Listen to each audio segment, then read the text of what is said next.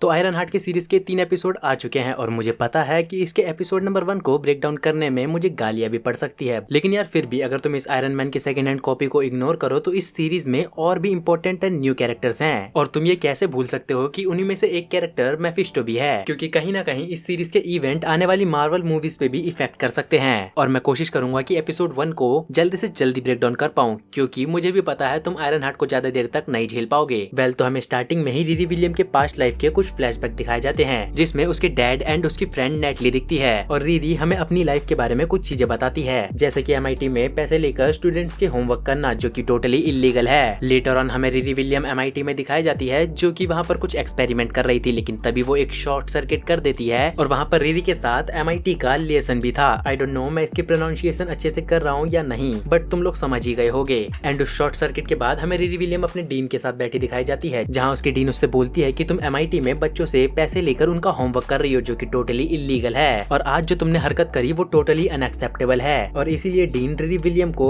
MIT से निकाल देती है। जिसके बाद दो गार्ड्स रिरी विलियम के साथ लैब में आते हैं ताकि रिरी विलियम अपने सामान को लेके वहाँ से जा सके, लेकिन तभी रिरी विलियम अपने आर्मर को पहनना स्टार्ट कर देती है और उन गार्ड्स के सामने आती है और उनसे कहती है कि ये सूट मैंने अपने स्कॉलरशिप के पैसों से बनाया है, तो मैं इसे अपने साथ लेकर जा रही हूँ। जिसके बाद वो सूट को लेकर वहाँ से उड़ जाती है। एंड लेटर ऑन हमें रिरी विलियम के सूट में एक एआई दिखाया जाता है, जो कि एमआईटी का था, और मैंने इस एआई को कॉमिक्स में ढूंढने की कोशिश करी, लेकिन ये मुझे कहीं नहीं मिला। अगर तुम्हें पता है कि ऐसा कोई एआई कॉमिक्स में एग्जिस्ट करता है, कमेंट में जरूर बता देना। बट वो एआई अच्छे से काम नहीं कर रहा होता है, लेकिन फिर भी रिरी विलियम उसे अपने घर शिकागो ले जाने को कहती है। और इसी दौरान हमें कुछ चोरों की टीम दिखाई जाती है, जो कि एक घर में चोरी करने आए थे, बट उनका एक टीम मेंबर अपने काम में परफेक्ट नहीं होता, जिसके कारण उस घर का अलार्म बज जाता है और वो लोग जैसे तैसे करके वहाँ से बच के निकलते हैं। अब हमें वो पूरी टीम एक जगह खड़ी दिखाई देती है, लेकिन नोटिस करने वाली चीज यहाँ पर वो टीम नहीं, दी हुड और उसका कजन ब्रदर है। एंड यहाँ पर उस डीमन का क्लोक हुड के पास पहले से ही है। एंड अगर तुम इस क्लोक के बारे में कुछ नहीं जानते तो ऊपर एक वीडियो आ रही होगी, उस पे टैप करो और उस वीडियो को देखो। और तभी हुड अपनी टीम को घर जाके आराम करने को बोलता है। जिसके बाद हुड और उसका कजन ब्रदर आपस में मिलकर स्टूवर्ट के बारे में बात करने लगते हैं, जिसकी वजह से आज पूरा मिशन खराब हो गया और वो दोनों डिसाइड करते हैं कि वो स्टूवर्ट को काम से निकाल देंगे, लेकिन उनके आने वाले अगले मिशन में उनको एक इंटेलिजेंट बंदे की जरूरत पड़ेगी और वो इतनी जल्दी एक नया बंदा अरेंज कैसे करेंगे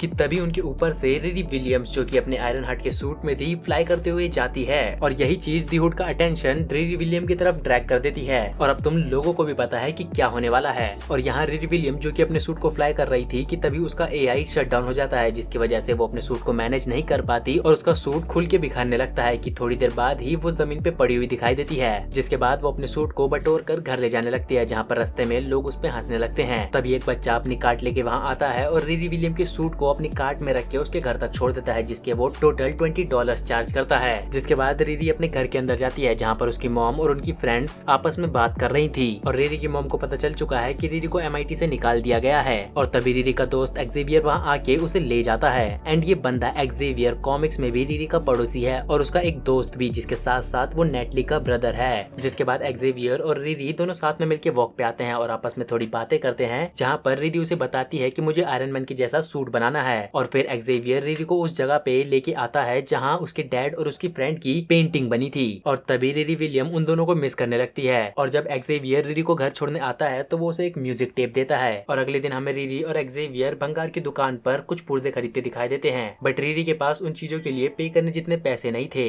लेकिन वो उस दुकानदार को बचपन से जानती है और इसी वजह से वो उससे बार्गेन करने चली जाती है। बट तभी वहाँ जॉन आकर रिरी का बिल पे कर देता है। जिसके बाद वो दोनों वहाँ से बाहर आते हैं और जॉन रिरी को अपनी टीम में शामिल करने की बात करता है। एंड वो उसे अपना कार्ड देते हुए कहता है कि अगर तुम्हें काम चाहिए तो इस लोकेशन पे आ जाना। जिसके बाद हमें जैसा उस टीजर में दिखाया जाता है वैसे ही रिरी विलियम उस लोकेशन पे आती है और जैसे ही वो लिफ्ट में चढ़ती है उस लिफ्ट में स्मोक फैलने लगती है। एंड रिरी किसी तरह उस स्मोक को रोककर उस लिफ्ट से बाहर निकलती है और हमें पता चलता है कि वो रिरी का इंटरव्यू था, जिसमें वो पास हो चुकी है और अब ये बंदा स्टूवर्ट उस टीम से निकाल दिया जाएगा। बट याद रखना कि ये इस टीम का हिस्सा था, क्योंकि एपिसोड नंबर 3 में एक ऐसा ट्विस्ट आने वाला है जो तुम लोगों को हिला के रख देगा और वो इसी से रिलेटेड है। लेकिन इंटरव्यू पास करने के बाद भी रिरी उस काम को करने से मना कर देती है, लेकिन तभी हुड उसे पैसों का लालच देता है और इस वक्त पे रिरी को पैसों की बहुत ज्यादा नीड है और रिरी उस काम के लिए हाँ कर देती है। और तभी हुड उससे कहता है कि अपने सूट को तैयार रखना, हमें उसकी जरूरत पड़ सकती है। और रिरी अब अपने घर पर उस सूट को रेडी करने में लगी हुई थी कि तभी उसको उस टेप रिकॉर्डर का ध्यान आता है, जो कि एक्सेवियर ने उसे दिया था। और जब वो उस टेप रिकॉर्डिंग को सुनती है तो उसमें नेटली की आवाज थी, जिसको सुनते ही वो ज्यादा ही इमोशनल हो जाती है और उसे वो फायरिंग वाली नाइट याद आने लगती है, जहाँ पर उसके डैड एंड उसकी फ्रेंड नेटली है और सब कुछ बढ़िया चल रहा है। लेकिन तभी वहाँ फायरिंग स्टार्ट हो जाती है, जिसके बाद उसके डैड और उसकी फ्रेंड मारे जाते हैं। और इन फ्लैशबैक्स को याद करने के बाद रिरी विलियम रोते हुए अपने रूम से बाहर निकलती है, जिसके बाद हमें हुड दिखाया जाता है जो कि जॉन के पास आता है और अपनी शर्ट उतार देता है। कुछ गलत मत समझो, जॉन उसकी पीठ पर कुछ टैटूज बना रहा है और यहाँ रिरी अपने कंप्यूटर में एक एआई बना रही होती है, जिसकी वजह से उसके घर की बिजली उड़ जाती है और कंप्यूटर पे उसके एआई को बनने में टोटल 4 घंटे बता रहे थे। और यहाँ पर हुड अपने क्लॉक को उठाता है और एक रूम में जाके रख देता है और हमें उस क्लॉक का एक सिनेमैटिक लुक भी दिखाया जाता है। और रिरी भी अपनी फ्रेंड को याद करते करते अपने कंप्यूटर के सामने ही सो जाती है और सुबह जब उसकी आंखें खुलती है तो वो देखती है उसके सामने उसकी फ्रेंड नेटली खड़ी है, जिसके साथ ही हमारा एपिसोड नंबर 1 खत्म हो जाता है। तो चलो अब अगर कुछ डाउट है तो कमेंट करो और अपने कर्तव्य को निभाते हुए वीडियो को लाइक करो और चैनल को सब्सक्राइब भी करो।